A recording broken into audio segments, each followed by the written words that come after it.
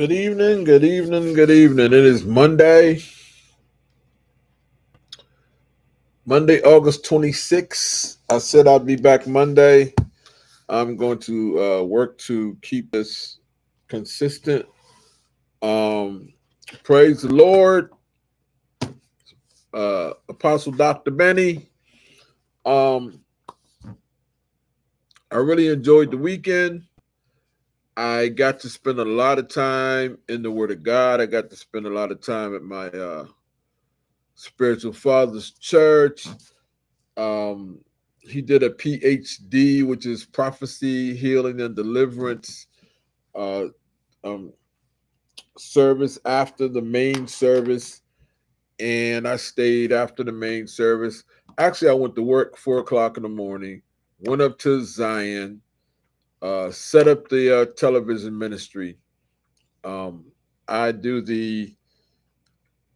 in the morning, I just turn the cameras on and get everything on nice and warm, restart whatever needs to be restarted so that it has a fresh start, white balance all the cameras and get them ready to go. So when the people come in, they can just shoot, they can just go to work. And so I got in, I set all of that up. We had zero problems this Sunday. I believe everything went smooth. I did the first service as a shader and the second service as a cameraman on the remote cameras 3 and 4. And then I was able to cut out after that because I really wanted to see Prophet Hope, who came from Africa, um, to minister. He ministered Thursday night. I wasn't there. He ministered Sunday. I was there, and then him and Papa did the PhD service afterwards, which was amazing. And then I got to spend the time there with my daughter. I usually don't get any part of Sunday to myself. Uh, Working at Zion, it's like a all day thing on Sundays. But we're recruiting enough some people so that maybe I could do the first two services and somebody else do the last two, so I can go to church. I need to feed my spirit, or if not, I'm gonna go like every other Sunday or something. I'm gonna set up something so where I can keep my spirit right. It's more important to me than money. Um, so we shall see what happens. I'm trying to help Papa's in the ministry to go to another level. The television ministry, they need some help. Hold on, I said I was gonna move this last week. It's a fly swatter. It's an extra one that it's like I did. That was one. Oh, this is the one. Here's the other one. This one's unused. All right. All right. So now they're both gone. Um,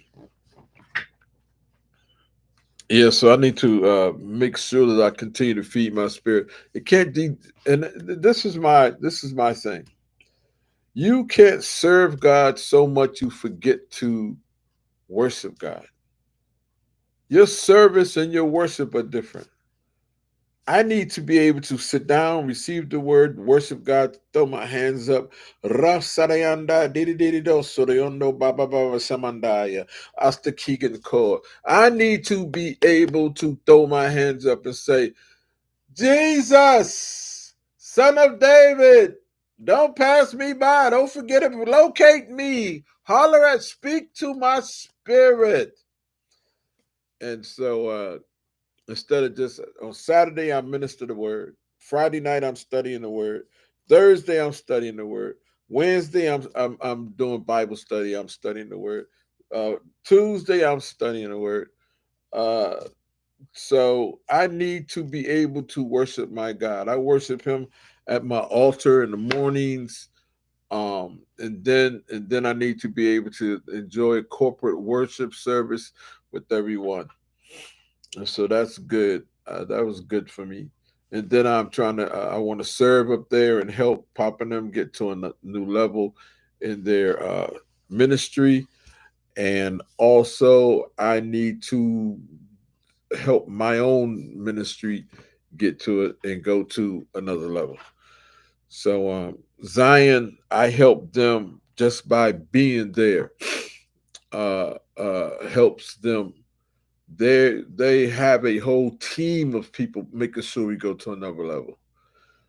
I can't let my part fall through the cracks. I have to, so I have responsibility all the way around as a servant, as an overseer, as a church member. This is how it is. So anyway, that looks a little bright back there. That's the reflection, I think.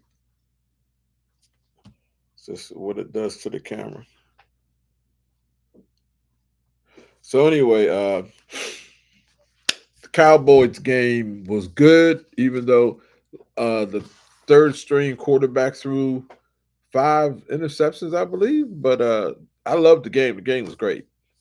They still could have won. 5 interceptions. And it was preseason, so you get to see the youngins do their thing.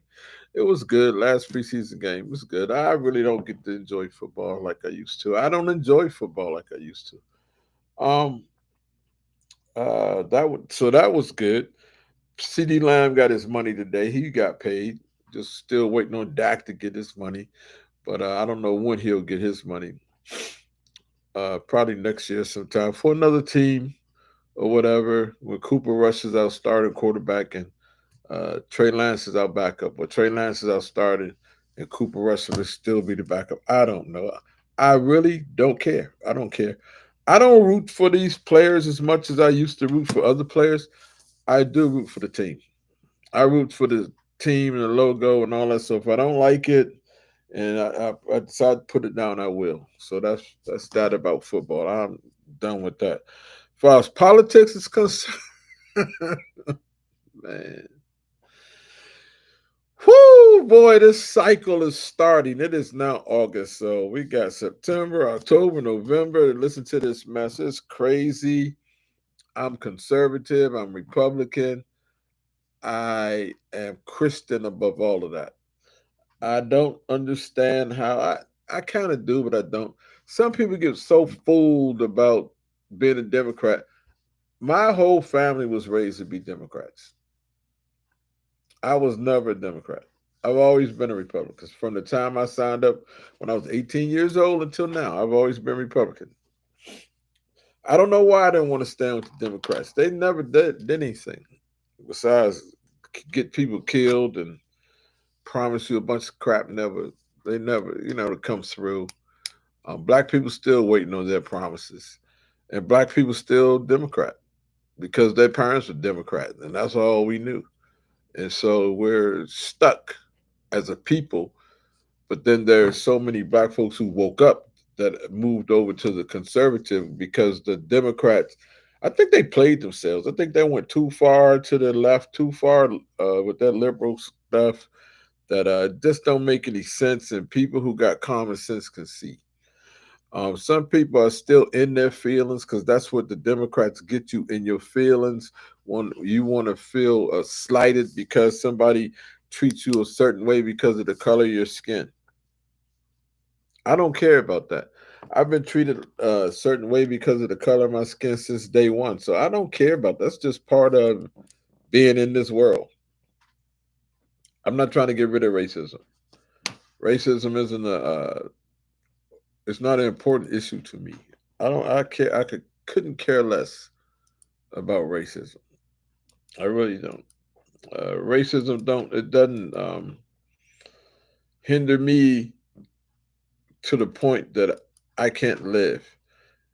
My parents were successful. Almost everybody in my neighborhood was successful. Uh, I don't know. We had the nuclear family, and I watch how the Democrats are trying to tear the nuclear family apart. They don't want men to be in the homes.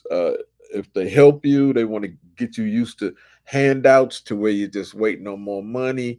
Get these stimulus packages and all of that, and welfare. Where I believe the statistics show that more white women are benefiting from welfare than anyone else. But they think that's a great thing. Their mama was on welfare, they on welfare, and the cycle continues, and their daughters will be on welfare, and they in the hood, in the ghetto, and they so ghetto, and they know everything. Uh, it's terrible, vicious thing that I see happening to my people, and they don't understand how they got there. And what they really should care about is not really how you got there, but how do I get out? And when you decide to stay in, that's kind of crazy to me. I've never got upset because somebody called me. I'm gonna say it, nigger. That word don't bother me. It don't bother me. I've been hearing the word all my life. I remember the first time I ever heard it, and my friends had told me I needed to fight. I was like, "Wow, what's it mean?" And so I've never had a. My parents didn't teach me about racism. I learned out in the street, and we handled our own. And so what? We used to call people honky and cracker. They call us nigga and apes and porch monkeys and all kind of names. I laugh at the names they called it. Uncle Tom, Uncle Tom. I'm like, who's that? What is what does that mean? They come up with so much stuff, man. But who I don't care about that stuff. It never stopped me from doing anything. I don't need a person to let me do anything. I needed my parents to let me do stuff because I couldn't do it when I was younger, and they said, "No, you can't do it because you're not old enough." And so now no one tells me what I can and cannot do. I tell myself what I can and cannot do. I understand the law, I understand the rules, so I'm not trying to break the laws, I'm not trying to break the rules. So I basically police myself. I don't need the police to police me. People like watching the police their children instead of them policing their own children at home. You shouldn't send your children to school for somebody else to raise your children. You know, it's your job to raise your children. It's your job to teach your children. Even though teachers are there, they need your assistance. They can't just teach your children and raise your child for you. My mother and father did a lot of teaching at home. They were educators anyway, though. So I got a lot of education at home to help me before I even went to school, and then to help me when I went to school. At home, we had Project Head Start in the house. We got a head start in the house. I look at some families that I know I'm very close to, and children dumb as two rocks. Uh, Parents, I don't know. I don't get it. I don't get it. I couldn't let my child do that. PTA would be very interesting if I went to one.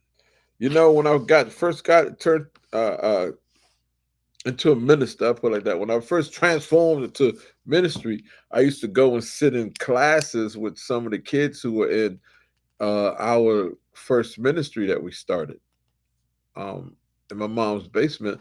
I used to go and with the parents' permission, go sit in their children's classroom and see what they was doing and listen to the teachers. And it was more about their behavior than anything else. And I don't know where those children are today. I had that ministry closed down, and I had to move on. But that's what I started in ministry. I've always been interested in the children. I've never been a pervert. So uh, I hate to see the perversion that's going on in school now with drag queens and the pornography that's in the book. And like I say, talking to children who can barely tie their shoes about sex, man, and choices and cutting off things of their body and drilling up in their body. And it's just, why? I don't understand the end game of the devil. Besides, he wants man to believe. I was in the class today, and my father said that the devil wants man to remain on earth, for man to believe that he can live here on earth forever. So the man doesn't go and experience life with God, that he would just continue to live life down here with the leading of God, but with the devil interference. When we go home, uh, I don't know what heaven we're going to, but when we go home, the devil won't be able to interfere with us. And he gets off accusing you and interfering in your life. That's what he does. He comes to steal, kill, and destroy, and that's his game. So I couldn't in my right Christian life be a Democrat. They stand for too much stuff that's wicked. I have friends, um, fathers, because I got more than one father in the ministry, and I got fathers who are Democrat, man. They can't get over they can't get over Donald Trump's character flaws. I don't know how you can't get over his, but you expect everybody to get over yours. I don't understand it. God tells us that we're imperfect, but I think there's some flaws people just can't deal with. And when you're older than me, I'm 6'6". I'm double six, so I'm in a good spot right now. I'm 66, and I see people older than me. They just can't get past it. They say nigga. Oh my goodness, they just whoa, it's a big deal. Um, I don't know. They lost their mind when they saw Obama. They're like my father. My father said, "We'll never see a black president in my lifetime." I got to see one. He didn't. He was right. He didn't. They thought it was like impossible. I got to see half black person call themselves black in the White House and did absolutely nothing for black people. Yeah, I'm sure he did something, but nothing of note. Only thing that I know he did, and if I met him, I still would respect him, shake his hand and everything. And he could call me on this and say, "Man, I seen your video, and this is what you said about me." Is he was a doorkeeper or gatekeeper to allow gay people to go crazy and do their thing and let them use our civil rights movement model to further their cause. And they needed the black people to say it was okay, and black people said it's okay. And so I've been on here 17 minutes with zero people watching, but with black people saying it's okay. Um, black people need to wake up. Just get out your feelings. I'm not black first. I'm Christian first. Some of y'all are probably just black first, or Muslim first, or atheist first, or whatever you are, man. Or you just might be black first. You know, some the Hebrew Israelites, boy, woo, Jesus, they whatever they are, but they that first. And my thing is, I applaud anyone who go hard for what they believe in, as long as it's not harming other people. You want to go hard, and guess what? I don't care who you screw. I don't want to hear about your love life or your sexual endeavors or who you got your eye on. That stuff is none of my daggone business. So if you think putting that out there first that you're doing something, all you doing to me is pushing me away. Even if you were straight. I don't want to hear about the girls you with and all this stuff. I don't care. A lot of us don't. We don't care what you do in your bedroom. Keep it in your bedroom. Why we got to know about it? Why you need everybody to agree with what you're doing in your bedroom? We never ran around talking about, hey, look at my skin, look at the color of my skin. I'm just, you know what I'm saying? Black pride. Yeah, we did black power and everything, but we weren't trying to make you black. We didn't say that you was anti-black because you was pro-white. I think everybody is pro whatever they are. Does that make everybody a racist? And then they say, you can't choose a people. God did. Is he racist? He chose the people. Is he racist? Might be. I don't care. Y'all don't understand what I keep telling you. It means nothing. Can I get up in tomorrow? What's tomorrow? Tuesday. When I get up tomorrow and go to work and make some money so I can take care of my family. Yep, that I can do. If God above gives me breath in my lungs and I can still move my extremities, yes, that's what I care about. Not about the color of my skin.